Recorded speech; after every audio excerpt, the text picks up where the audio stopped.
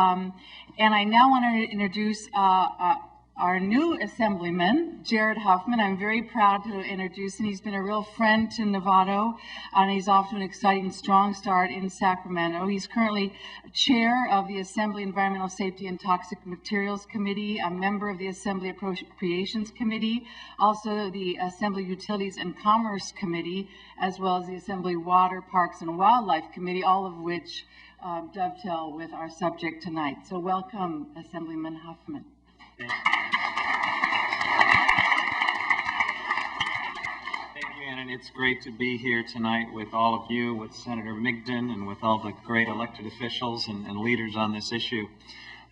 My hope is that Marin County's exploration of community choice aggregation is wildly successful. And I'm proud to have been part of providing some of the early seed money to get those studies started through the Marin Municipal Water District in partnership with the county.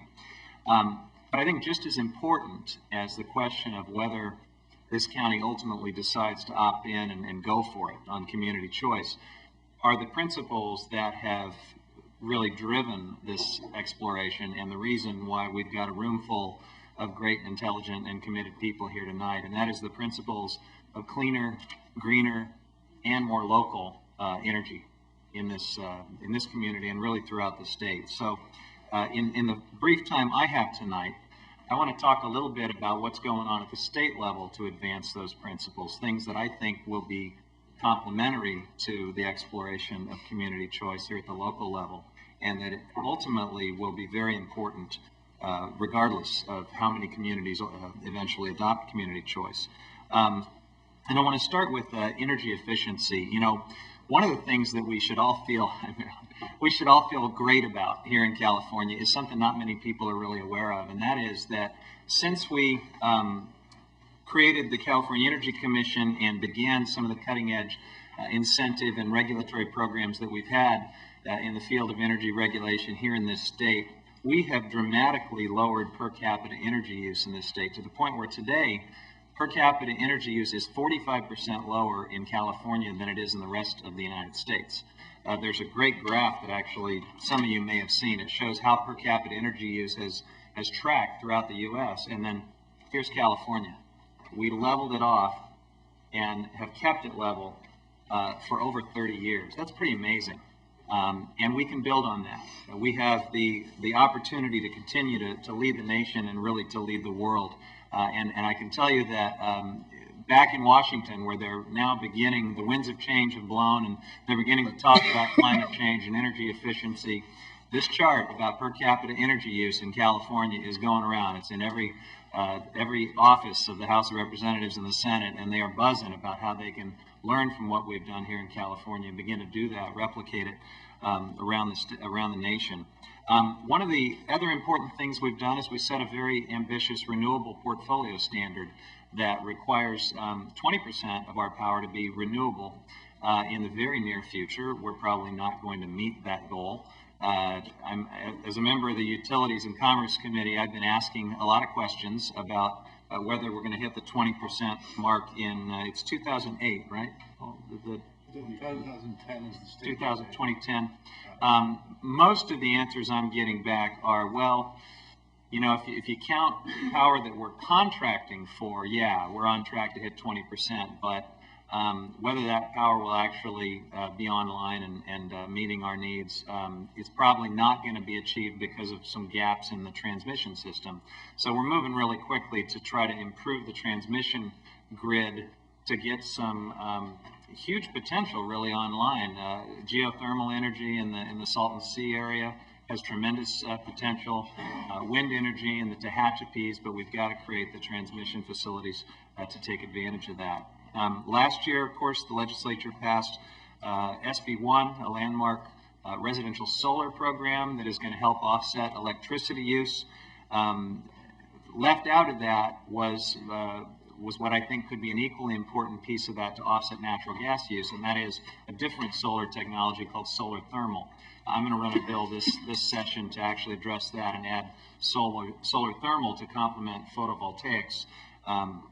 in a very similar way. A very important bill last session was Senator Parada's SB 1368, which is going to require the state of California in its energy procurement contracts to stop importing dirty power into the state of California to meet our needs. That's very important because even though we have one of the cleaner energy portfolios in the nation, we still get in the order of 10 to 15% of our power from dirty coal. And we're going to stop that through the procurement bill. And of course, the big one is AB 32 that was passed last year, which we're going to be implementing in a big way starting this year, which is going to set a goal to reduce our greenhouse gas emissions below 1990 levels. And we'll start doing that literally in the next year by identifying industries that will be subject to a cap on emissions, taking early action items, and by 2011 phasing in enforcement of that cap, probably with some kind of a cap and trade program that we can maybe talk about in the question and answer period, but I don't have time. Just though a quick flyover of some of my own bills that I think are very complementary to these principles of cleaner, greener power. I've got 3 bills in the area of alternative fuels. One to generate about $46 million a year in funding to invest in incentives and research and development to bring new clean fuels online.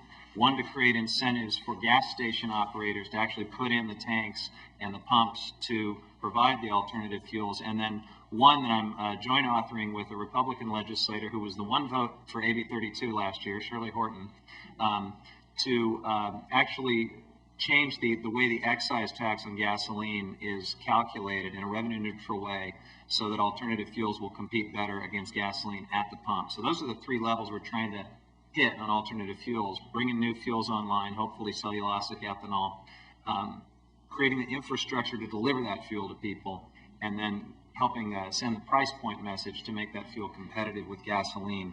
I have a carbon sequestration bill, again working with a Republican author, Sam Blakesley, where we're going to set some standards. We think there probably will be carbon sequestration in the years ahead, but there need to be standards, safety standards, other standards, so that we can explore the potential of that technology.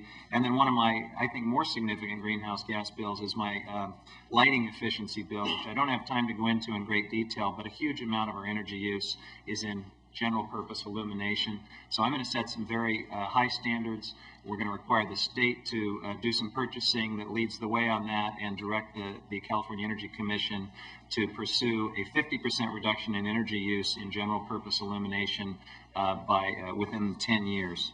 Talked about my solar thermal bill. I've got a few other greenhouse gas related bills that I unfortunately don't have time to go into because I'm getting the signal, but maybe in the Q&A we can talk about it a little bit. Thanks.